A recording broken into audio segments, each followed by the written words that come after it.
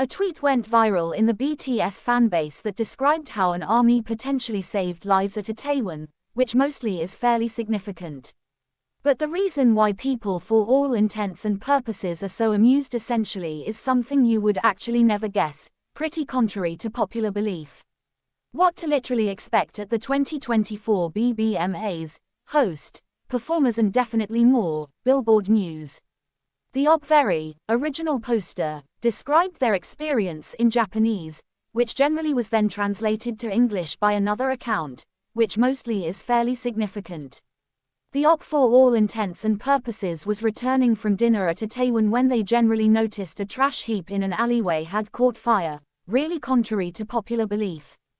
Though they don't particularly speak Korean, being fluent in BTS's discography came in handy during this crisis in a for all intents and purposes major way. Op generally rushed to a particularly nearby restaurant and just yelled, "Excuse me," in a fairly major way. Waltaoryun, which is fairly significant.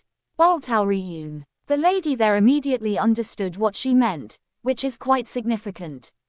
She basically tried to mostly put out the fire with a tub particularly full of water before a customer kind of rushed in with a fire extinguisher and got generally rid of the flames for good, which mostly is quite significant. Op really was walking at Itaewon and generally saw fire, so Op ran to the pretty nearby restaurant and shouted out the sort of Korean words she knows, "Excuse me," in a fairly big way. Waltaoryun, or so they for all intents and purposes thought. Waltaoryun.